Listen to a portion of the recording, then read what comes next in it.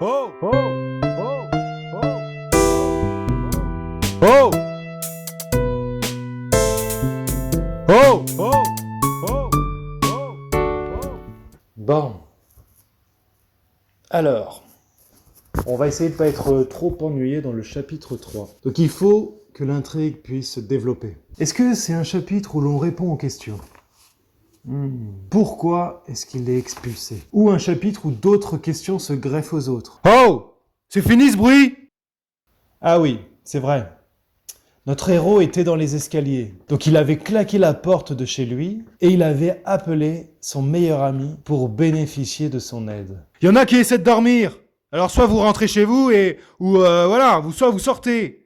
Mais là, ce boucan, ça doit cesser, hein. Bon, il y a tout qui se bouleverse dans la tête de Rémi. Rien n'est facile. Il pensait conjurer le sort en quittant son appartement, et là le sort qu'il rattrape. Mais comment doit-il réagir ? S'énerver ? Ou au contraire, est-ce qu'il doit s'effacer, toujours s'effacer, pour tenter de passer à autre chose ? Rémi, un peu désabusé, il souffle un bon coup. Voilà, il prend une grande respiration. Je crois qu'il met toutes ses forces pour se contenir. Faut pas perdre d'énergie à s'énerver. Il prend sa grosse valise, ses 2 sacs à dos, son sac cabas, qui était un sac à l'origine, pour faire les courses. Toute sa vie se résume à ça. Une grande valise, 2 sacs à dos et ce sac cabas. C'est quand même rare de voir quelqu'un avec si peu de choses quand il déménage. Et jusqu'à quelques minutes, Rémi louait déjà un studio qui était déjà meublé. Donc quand il est arrivé il y a 3 ans, il était déjà arrivé avec sa grosse valise et ses sacs cabas. Non. Avec sa grosse valise et son sac à dos. C'est bien, vous suivez, bravo. Ou pas. Donc il a entassé ces choses en 3 ans. L'équivalent d'un sac à dos et d'un sac cabas. C'est bien, vous suivez, bravo. Ou pas. Je dois dire qu'il possédait tout le confort nécessaire à la vie moderne. Il avait son ordinateur portable, son smartphone, son enceinte portative, il avait 5 livres, 3 paires de chaussures.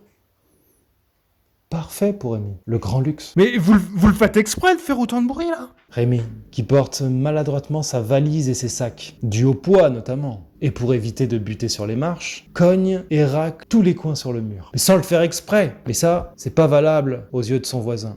Mais ce qui est marrant dans cette histoire, c'est que ce voisin, il ne l'a pratiquement jamais croisé en 3 ans. Incroyable! Et il vient faire chier maintenant! Eh, c'est pas parce que vous partez en vacances que vous devez prévenir tout l'immeuble, quoi!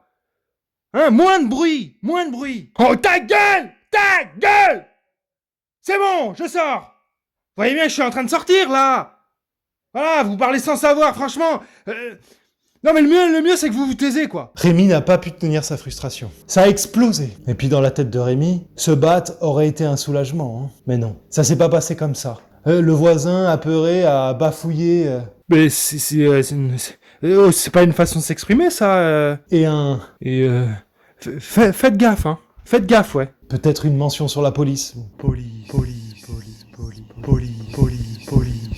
Rémi est sorti de l'immeuble sans en prêter attention. Par contre, pour lui dire une dernière fois au revoir, il a claqué la porte de l'immeuble. Et ça, il l'a claqué bien fort. Ça y est. Rémi est sans domicile fixe. Il erre dans la rue. Où aller ? C'est vrai, chaque personne que vous croisez dans la rue, ils vont d'un point A à un point B. Ils ont un but très précis. Ils sont en quelque sorte en transit. Le SDF, lui, il n'a pas de point B. Et il n'a jamais eu de point A. Que faire avec tous ces bagages dans la rue ? Et surtout, où aller ?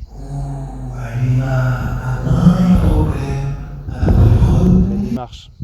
La destination, on verra plus tard. Marcher afin de réfléchir.